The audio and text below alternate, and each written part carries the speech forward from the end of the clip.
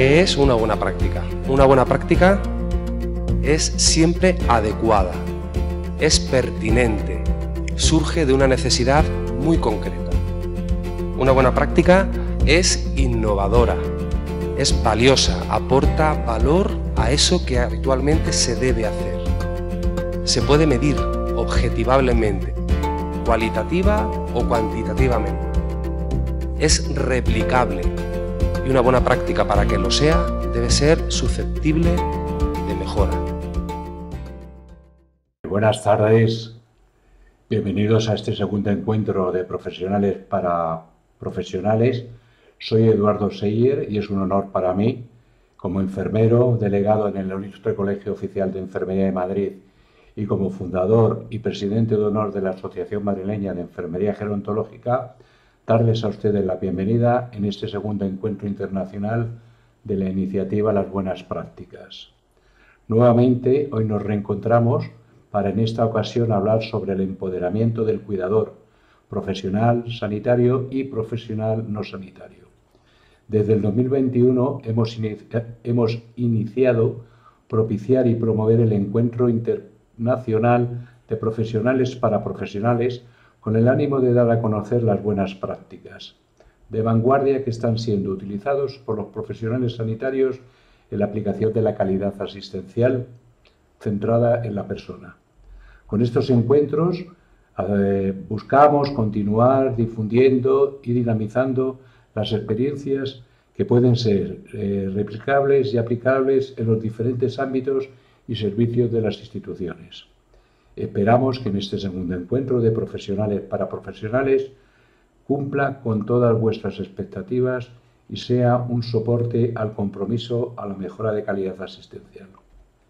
A continuación, le voy a presentar a doña Cécile Rouler. Es enfermera ejecutiva de salud en el Hospital Universitario de Burdeos. Es especializada en el marco de la salud del Hospital de Burdeos en el equipo móvil de heridas y curación. Nos va a exponer la experiencia del Hospital Universitario de Burdeos en cómo mantener el rumbo de la prevención de úlceras por presión. Adelante, Cécile. Hola, buenos días o buenas tardes, según donde estéis. Soy Cécile Rougier, la enfermera ejecutiva de salud del equipo móvil de heridas y curación del Hospital Universitario de Burdeos. Agradezco a Carlos Ramírez y al comité organizador por invitarme a comunicar durante este webinar. Os voy a presentar la experiencia del Hospital de Burdeos en cómo mantener el rumbo de la prévention des úlceras por pression. Donc, je vais vous décrire le plan de la présentation. D'abord, on va parler du contexte qui se rapporte à notre hôpital et au rôle de notre équipe dans l'hôpital. Ensuite, nous allons parler de la prévention des escarres avant la pandémie et tout ce que nous avons mis en place. Puis de l'épidémie du Covid-19 et du dispositif Repose. Nous ferons ensuite un focus sur l'expérience en réanimation, l'expérience en pédiatrie, et ensuite je vous parlerai d'une étude clinique que nous avons réalisée sur un panel de patients.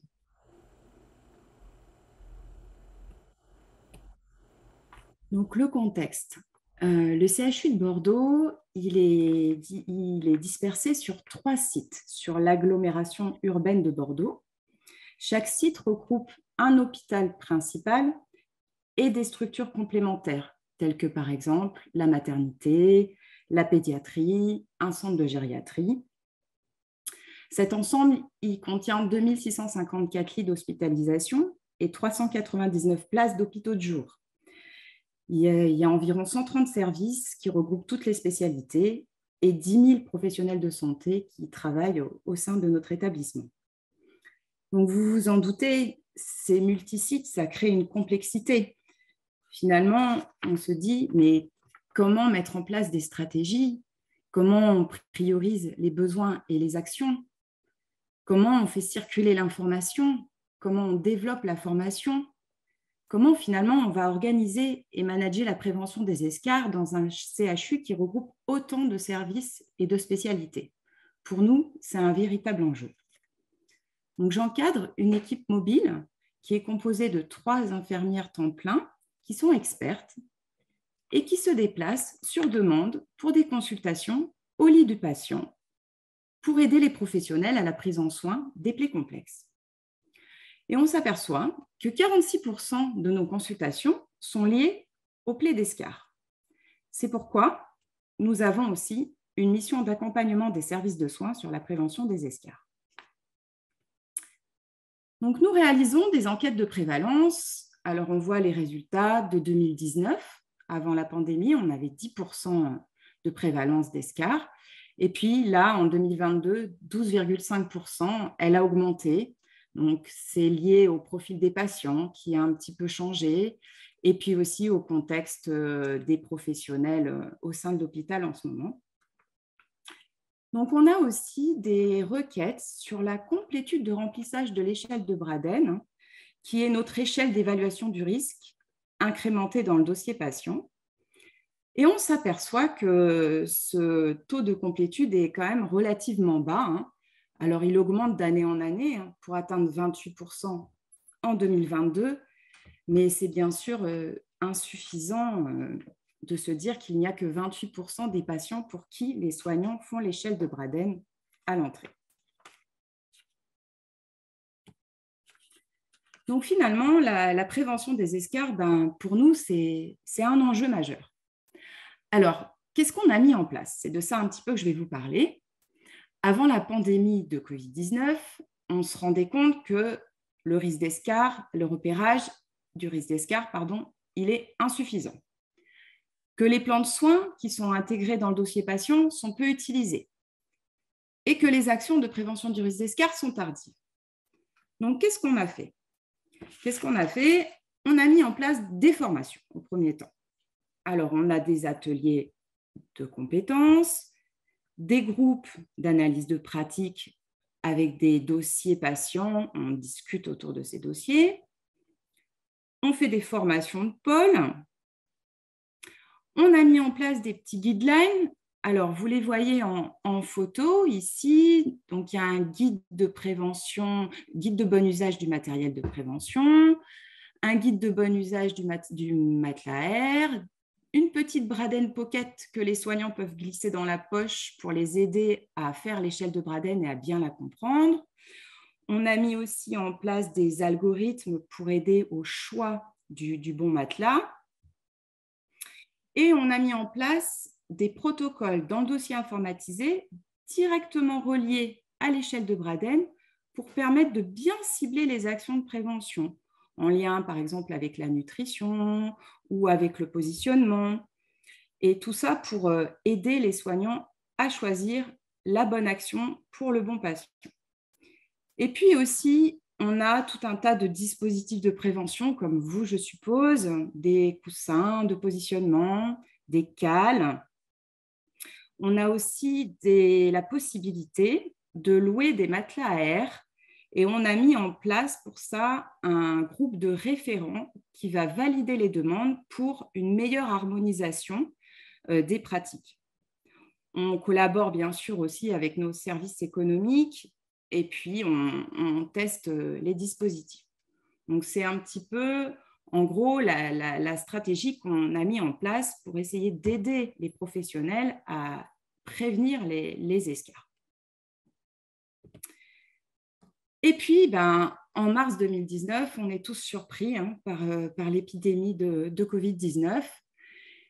Et là, on se rend compte assez rapidement que cette épidémie, elle risque probablement d'augmenter les escars parce que les facteurs de risque en lien avec les symptômes étaient à risque d'escar. Alors, bon, vous les connaissez, il y a bien sûr la fièvre, l'asthénie, l'anorexie, l'obésité, des personnes âgées, l'isolement, les personnes en isolement protecteur, les soignants qui ne pouvaient pas rentrer aussi souvent dans les chambres pour mobiliser les patients. Et puis, on a vu aussi arriver ces patients en réanimation, ces patients d'emblée très graves et qui, pour traiter le syndrome de détresse respiratoire aiguë, avaient besoin d'être positionnés en décubitus ventral quotidiennement et avec des séances longues de plus de 15 heures. Donc, nos solutions, on en avait pas beaucoup, hein. Il y avait donc cette fameuse location des matelas à air, sauf qu'on s'est vite rendu compte qu'on allait avoir une pénurie. Et en plus, on nous disait qu'il fallait qu'on les désinfecte nous-mêmes, qu'on les garde. Donc, on s'est dit que les coûts de location allaient exploser, qu'il allait y avoir une accentuation des mésusages. Et puis, pour le décubitus ventral, on disposait de multiples géloses, coussins, dont on savait que l'efficacité était quand même moyenne. Donc, finalement, il nous fallait un dispositif adapté à ce contexte épidémique. Et donc là, effectivement, avec notre expérience, mais aussi surtout beaucoup avec notre intuition, on a réfléchi à ce qui existait et on avait lu une étude clinique de Beckman qui prouvait l'efficacité. Il avait fait une étude randomisée où il comparait le matelas à air au matelas repose, et notamment c'était sur des patients en EHPAD, en prouvant qu'il était plus efficace puisqu'il y avait 8,4% d'escarres acquises en moins. Et donc, on s'est dit, nous, on va le mettre en place dans tous les services du CHU qui accueillent des patients Covid. On va mettre en place le repose de chez Hospidex. Alors, on avait aussi vu une vidéo sur YouTube de son utilisation. Et puis, il y avait aussi un hôpital en France sur la ville de Lyon qui avait fait une étude sur le syndrome de détresse respiratoire aiguë et le décubitus ventral et qui déjà l'utilisait. Et il avait montré son efficacité. Donc, avec tous ces éléments, on s'est lancé, on s'est dit, on met en place le repose. On avait 15 services qui allaient être dédiés à l'accueil des patients Covid de médecine et 5 réanimations qui allaient accueillir des patients graves, intubés, ventilés et donc potentiellement qui allaient faire des séances de DV. Donc, le surmatelas repose, je suppose que beaucoup d'entre vous le connaissent. Donc, pour ceux qui ne le connaissent pas, c'est un surmatelas à air statique, réactif au poids et au mouvement du patient. Donc, c'est intéressant parce qu'il fonctionne par immersion et enveloppement. Et nous, il nous fallait un dispositif qui soit efficace sur la prévention des escarres. Et on peut voir sur l'image de gauche que finalement, les pressions restent dans des normes tout à fait acceptables. De plus, le surmatelas repose, il est facile et pratique à utiliser. Il se gonfle en quelques minutes avec cette pompe. Il se désinfecte très bien, ce qui était adapté aux patients Covid. Et puis surtout, ce qu'il a, c'est qu'au-dessus, il y a un voile qui permet en fait de lutter contre le cisaillement et la friction. Et nous, on sait que les escarres de cisaillement, ça allait potentiellement être des escarres qui allaient être prévalentes pendant l'épidémie de Covid-19, notamment chez les patients obèses pour qui on a du mal à remonter dans le lit. Et c'est des escarres qui sont d'emblée très graves. Voilà. Donc, je vous montre quelques photos. Donc, voilà ce que ça donne sur un lit. On voit qu'il est assez fin, qu'il est facile à installer, qu'on est assez confortable. Donc, au début, on l'a utilisé sans housse. Puis, par la suite, on a acheté des housses, comme vous pouvez le voir en bas à droite. Et en haut à gauche, on voit un patient de réanimation qui est installé sur le surmatelas, confortablement installé. Donc, ce qui est intéressant aussi avec ce surmatelas, c'est que finalement, pour les patients de réanimation, comme il absorbe toutes les saillies osseuses, tous les reliefs et les aspérités, et bien finalement, il absorbe les dispositifs médicaux. Donc ça, c'est aussi quelque chose d'intéressant. Donc finalement, quelle a été la stratégie d'accompagnement qu'il a fallu mettre en place? Alors déjà, il a fallu évaluer les besoins, en fonction de ce que je vous disais, du nombre de patients qu'on allait recevoir. Donc, notre centre hospitalier a acheté 160 surmatelas et 95 kits de décubitus ventral entre 2019 et 2020, en fait, en gros. Et on en a racheté 100 en 2021. Donc, il a fallu organiser les formations sur le terrain. Donc, on avait mis en place des petites fiches, comme vous voyez en bas à gauche, assez faciles à utiliser, que nous a créé M. Alfonso, qui est notre commercial sur la France, que je remercie, avec qui on collabore beaucoup. Ces petites fiches, elles pouvaient être affichées, c'était simple. Vous en voyez en bas à droite, c'est celle qui montre le dispositif de DV. Donc voilà, et puis il a fallu aussi évaluer le dispositif, parce que ce dispositif, il a le défaut de sa qualité, c'est qu'il est fragile.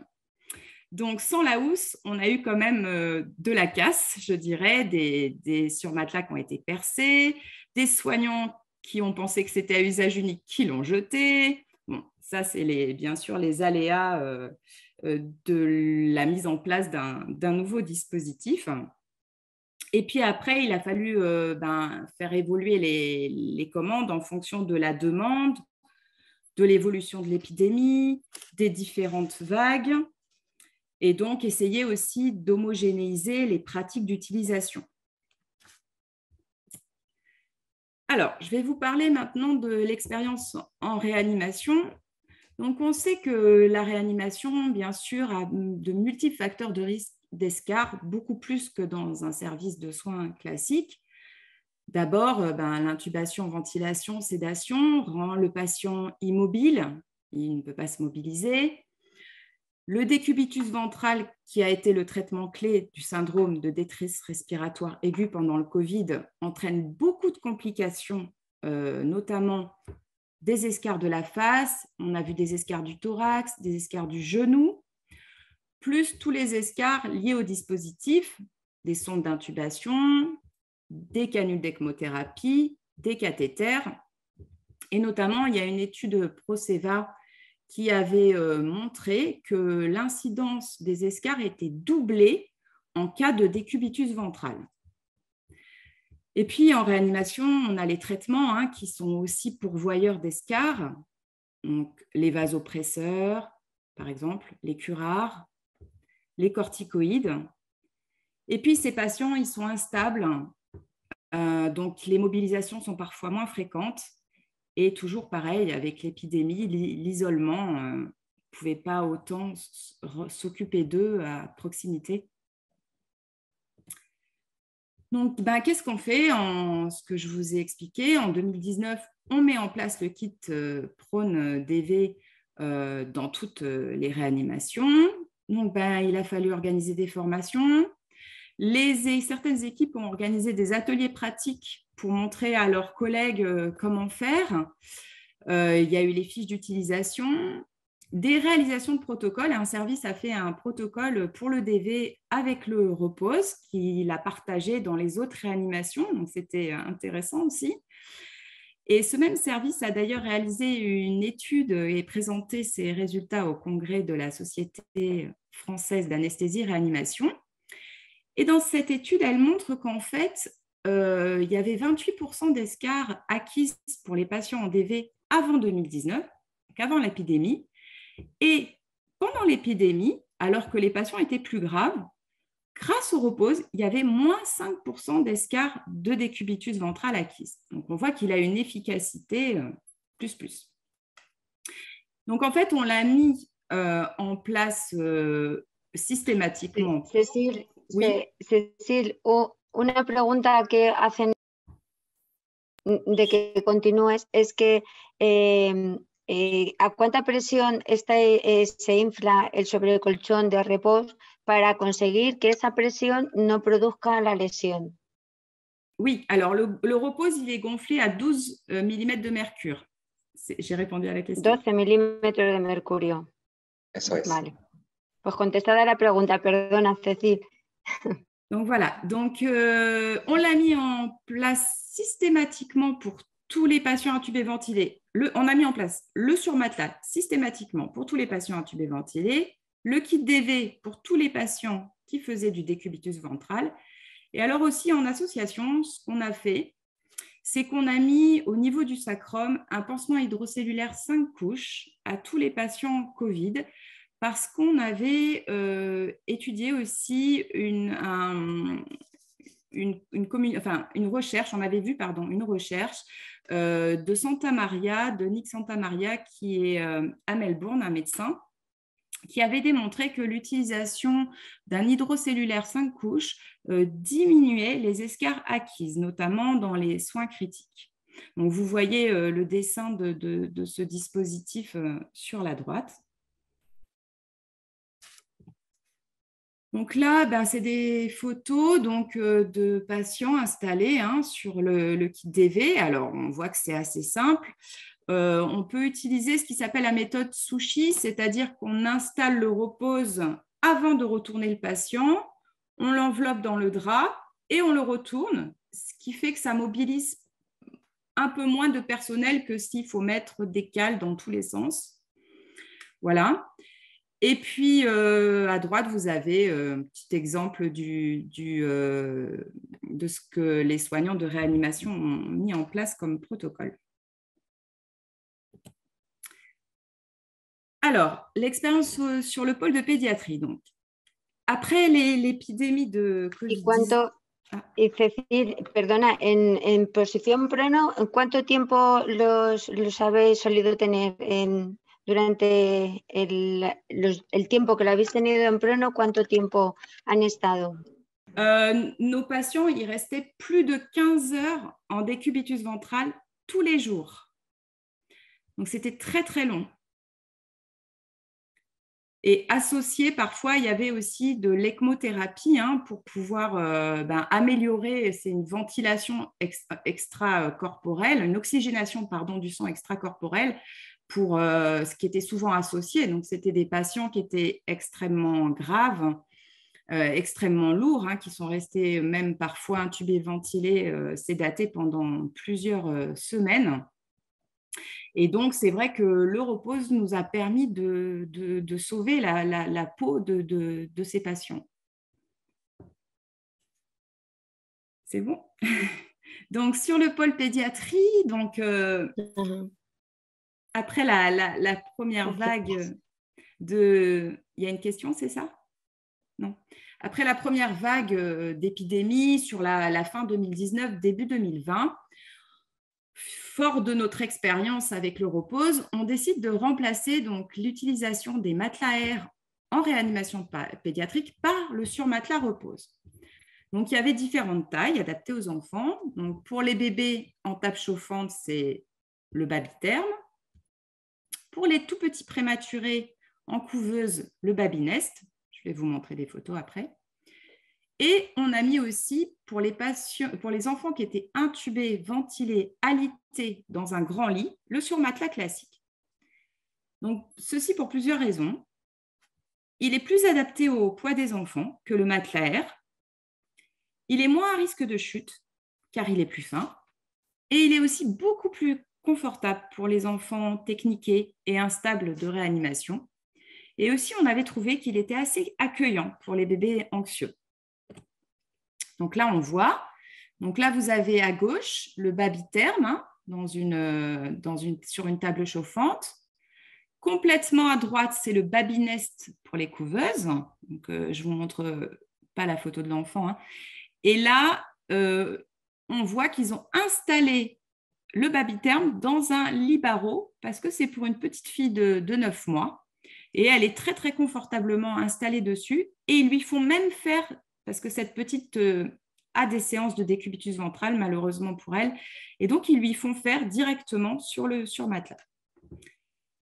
Donc, par la suite, en 2021, on l'a déployé dans l'ensemble des services du pôle de pédiatrie. Médecine, chirurgie, oncologie.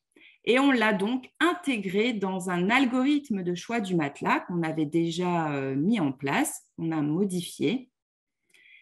Et là, en 2022, on va pouvoir équiper ces lits barreaux avec une référence adaptée à la taille du lit barreau. Parce qu'en France, jusqu'à présent, la référence n'était pas adaptée à nos lits. Donc là, on est ravis de pouvoir le mettre sur l'entièreté du lit. Donc maintenant, je vais vous présenter l'étude clinique qu'on a réalisée. Alors, donc aujourd'hui, où en sommes-nous? Actuellement, il est utilisé dans plus de 80 services au CHU depuis la fin des vagues épidémiques. On l'a déployé dans d'autres services où il nous paraissait être finalement important de le mettre en place pour les profils de nos patients.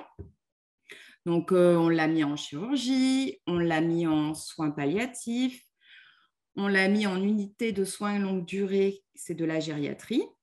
Voilà, dans différents services, il est en place. Et puis, donc, on s'est dit, là, dernièrement, sur ce début d'année, qu'il faudrait qu'on réalise une étude clinique hors épidémie de Covid pour pouvoir l'intégrer dans notre algorithme de choix des patients sur l'ensemble de choix des matelas, sur l'ensemble du CHU. Donc, à ce jour, on a 45 patients inclus dans l'étude. On continue encore à en inclure et je vais vous présenter les résultats sur 25 patients de médecine, gériatrie et soins palliatifs. Alors, au départ, cette étude, on l'a surtout faite aussi pour pouvoir la présenter à chaque service qui incluait des patients pour qu'ils puissent aussi réfléchir sur leur pratique et qu'on puisse voir si on l'utilisait correctement, si on le mettait assez tôt et surtout s'il était mis au bon patient. Parce qu'il faut bien vous dire qu'on n'en a pas assez pour tout le monde. On ne peut pas se permettre d'acheter un sur-matelas repose pour chaque patient fragile. Donc, il faut quand même prioriser les patients. Donc, au niveau des résultats, on s'aperçoit qu'en moyenne, il est installé 14 jours. Par contre, l'installation se fait qu'à J4, ce qui est un petit peu tardif parfois, pour une moyenne d'âge de patients de 72 ans, ayant un IMC à 24, c'était une majorité d'hommes pour 60%, un score de Braden qui était coté à 14, alors score qui est un petit peu surévalué par les équipes souvent. Et on avait requêté si le patient présentait des pathologies complémentaires. Donc, il y avait 12% de patients qui étaient diabétiques, 24% de patients qui présentaient un déficit moteur ou sensoriel, 24% de patients qui présentaient des pathologies vasculaires. Et puis surtout, ce qui nous a marqué, c'est qu'on s'est aperçu qu'il le mettait pour 72% des patients porteurs d'escarres. Donc finalement, ils installent les patients sur le repose quand il y a déjà une escarre. Donc c'était en majorité des escarres de stade 1 avec des rougeurs, mais on peut un petit peu déjà se dire, est-ce que ce n'est pas trop tard? Donc c'était des patients qui étaient assez dépendants, puisque seuls 20% se mobilisaient seuls, 24% pouvaient se positionner seuls, seulement la moitié pouvait être levée au fauteuil, 24% seulement marchaient. Et on a aussi regardé sur quel matelas ils étaient installés avant d'être mis sur le repose. Et la plupart étaient quand même sur un matelas viscoélastique ou un matelas bidensité, qui sont des matelas déjà de prévention d'escarres. Donc, voilà, je présente les résultats sur 7 jours. Dans la réalité, on a étudié sur 21 jours. On a fait un focus sur 7. Donc, je vais vous faire un petit peu l'analyse de ça. Donc, je l'ai déjà dit, il est mis en place un peu tardivement. Une moyenne à J4. Alors, ça va de J0. Il y a certains services qui le mettent à J0. Et certains jusqu'à J18. Donc, certains services le mettent vraiment très tardivement.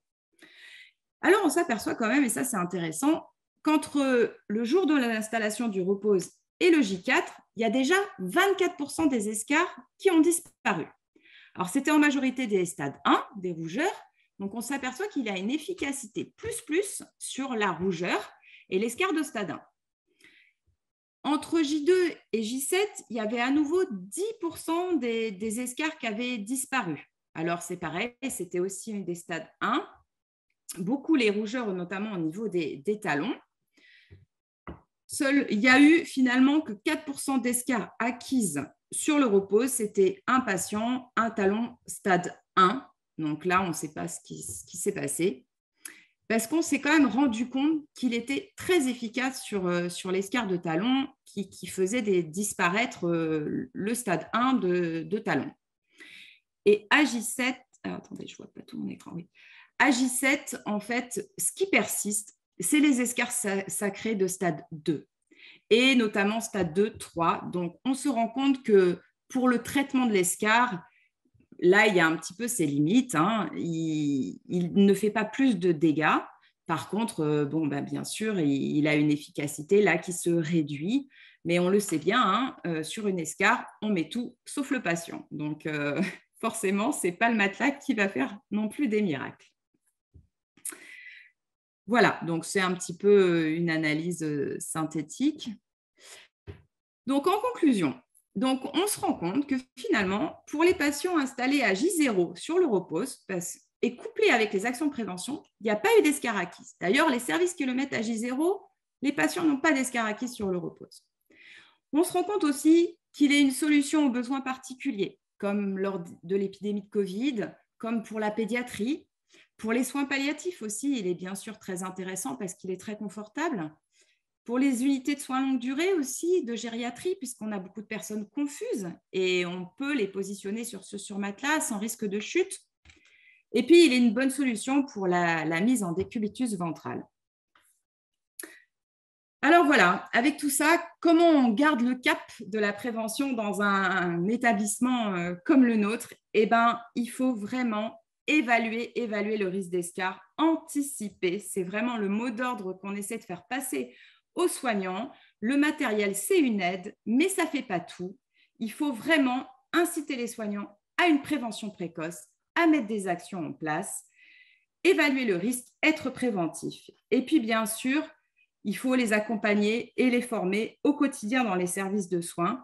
Il faut qu'ils aient une réflexion et une démarche clinique et qu'ils prennent ce temps du soin pour l'autre, ce temps de la prévention. Et donc, je terminerai avec une phrase d'Henri Poincaré qui dit que c'est avec la logique que nous prouvons et c'est avec l'intuition que nous trouvons. Je vous remercie beaucoup pour votre écoute. Gracias por escucharme. Muchas gracias, Cecil. Ponemos en relevancia la importancia de la prevención y la valoración del paciente cuando llega a nuestras instituciones.